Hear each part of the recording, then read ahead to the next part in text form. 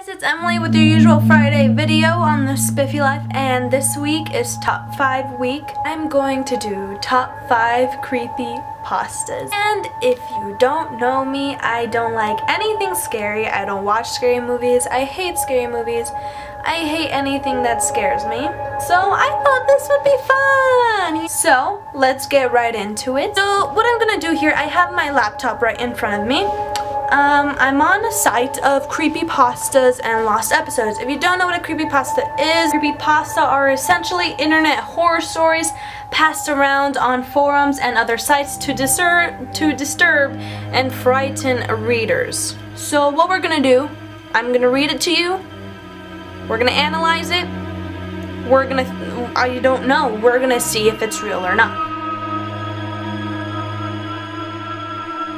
It's about The Simpsons. If you love The Simpsons and you don't want your childhood ruined, I suggest you skip this part of the video. Finding details about this missing episode is difficult. No one who was working on the show at the time likes to talk about it from what was being pieced together. The lost episode was written entirely by Mac Groening.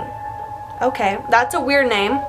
Let's look him up. He's not that creepy looking, but you know, I can see him going mentally insane and writing an episode about dead Bart. During production of the first season, Matt started to act strangely. He was very quiet, seemed nervous and morbid. Mentioning this to anyone who was present results in them getting very angry and forbidding you to ever mention it to Matt. Obviously, Matt didn't like the episode. He didn't want to talk about it, okay? And people kept pressuring him. One day, he's gonna crack. This episode's production number was 7G06. The title, Dead Bart. Episode labeled 7G06, Moaning Lisa, was made later and given Dead Bart's production code to hide the existence. Okay. At a fan event, I managed to follow him after he spoke to the crowd and eventually had a chance to talk to him alone as he was leaving the building. He didn't seem upset that I followed him, probably expected a typical encounter with an obsessive fan. When I mentioned the lost episode though, all color drained from his face and he started trembling. That's not a good sign. When I asked him if he could tell me any details, he sounded like he was on the verge of tears. He grabbed a piece of paper, wrote something on it, and handed it to me. He begged me never to mention the episode ever again. Here's just saying he entered the link into the computer. It took him to a page that was completely black, sorta as my background here, which is pretty scary, and he had a link on it. This link. So the episode started off like any other episode but had very poor quality animation. If you've seen the original animation for Some Enchanted Evening, it was similar but less stable. In this paragraph he says it was pretty normal in the beginning, but the characters seemed a little off. They were very different. The episode was about the Simpsons going on a plane trip, and near the end of the first act, the plane was taking off. Bart was fooling around as you'd expect. However, as the plane was about 50 feet off the ground, Bart broke a window on the plane and was sucked out. That escalated very quickly if it's the first act. I mean, wow, usually you wait till the end till someone dies, but apparently he died right here. So I turned on my Christmas lights. I feel a lot more safe. The picture of Bart's corpse was barely recognizable. They took full advantage of it not having to move and made an almost photorealistic drawing of his dead body. 1, gross. 2, wow. 3, oh my gosh. When Act 2 started, Homer, Marge, and Lisa were sitting at their table crying. The crying went on and on. It got more pained and sounded more realistic. The animation started to decay even more as they cried, and you could hear murmuring in the background. This crying went on for all of Act 2. How long is Act 2? Excuse me? If Act 2 was about 2 minutes, or even a minute and a half, just watching them cry and look completely weird, I would have skipped that part. Act 3 opened with the title card saying 1 year had passed. Homer, Marge, and Lisa were skeletally thin and still sitting at the table. They were crying for a year? Just at the table? had to go to the bathroom in it. Do you think they pee themselves? That's gross. That's more gross than anything in this episode. The camera zoomed in on Homer's face. According to summaries, Homer tells a joke at this part, but it isn't audible in the version I saw. You can't tell what Homer is saying. You know what Homer is saying? This episode is a joke, and it's pretty scary. And he wants nothing to do with it. That's what he's saying. The view zoomed out as the episode came to a close. The tombstones in the background had the names of every Simpsons guest star on them. Okay, that's a little creepy.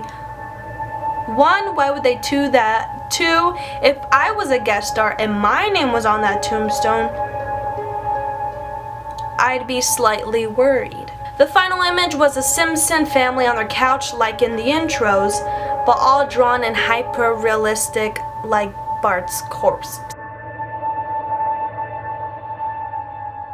So this one is about Seinfeld. If you, it's an old sitcom.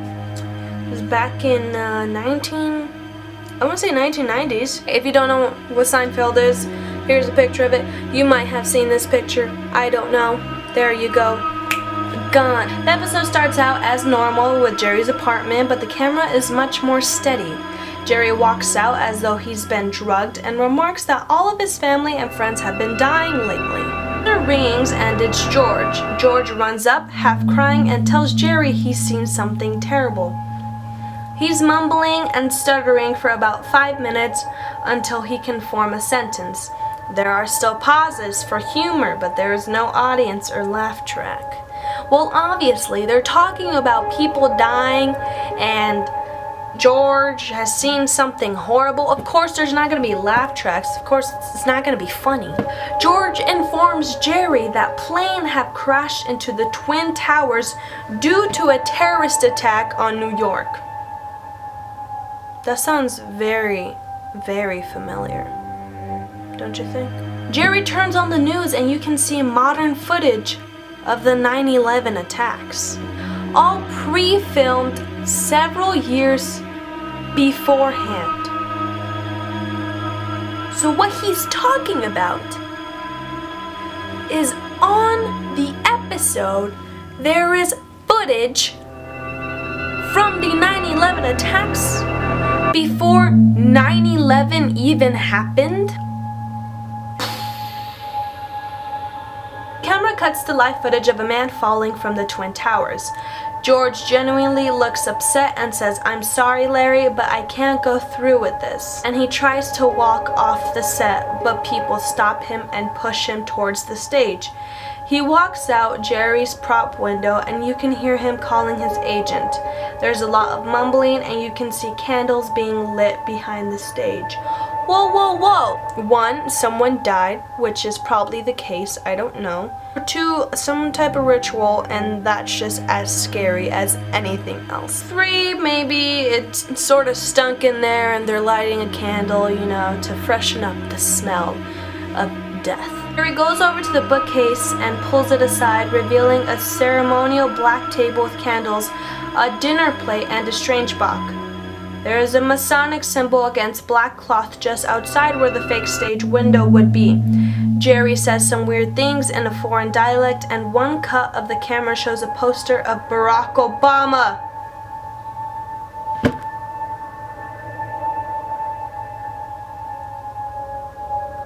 This episode originally aired in 1995. I am no math whiz. It's 17 years before Obama was elected. Scene ends with Jerry waking up in bed as though it's all a nightmare. Continue watching to the end. It seems there are 3 more news reports tacked on. The first is about an outbreak of swine flu, the second about a train bombing, and the third ... Dang it! Alright, so this one is about Tom and Jerry. So if you've seen Tom and Jerry and you don't want your childhood ruined, I suggest just skip this part. Just don't, cause it's insane. So basically, this lost episode, this creepypasta, is called Tom's Basement, and it opened with a Tom in a typical Tom and Jerry house. His owner was the fat angry guy from other Deech shorts, which is the owner from the other shorts. Tom's owner, oh my god!